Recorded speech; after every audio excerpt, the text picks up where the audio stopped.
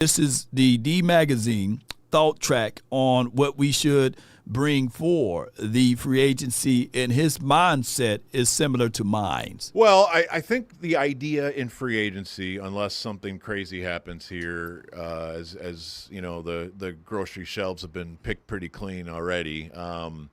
I think the idea is to get your roster to a spot where you have NFL players at every position.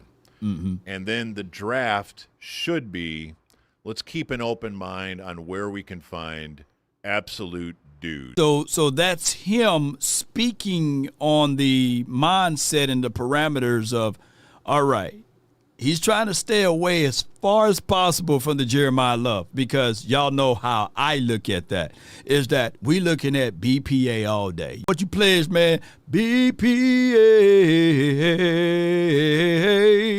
We BPA all day over here. But what you got to do is make sure that before you get into this draft that you have things already in line, right? So that you won't go into this draft drafting out of needs. And there's nothing wrong with needs, but what I need you guys to understand that you can't F this up. In the last 4 or 5 years, we haven't been hitting solid right on these draft picks. And you do have to play these situations out in your head to, like, okay, if we want Caleb Chase on at 16 or 17 and CeeDee Lamb shows up, what are we going to do? And heck, the other guy on that board at the time, I think, was Trayvon Diggs, and he was still there at like 51. Yeah. So the draft is a funny thing. And then we keep an open mind on draft day, especially at 12 and 20. Open mind. It might be more prudent to trade back, but you need dance partners. There's probably no other team with more purchasing power as it relates to draft capital than the Dallas Cowboys. We're rich.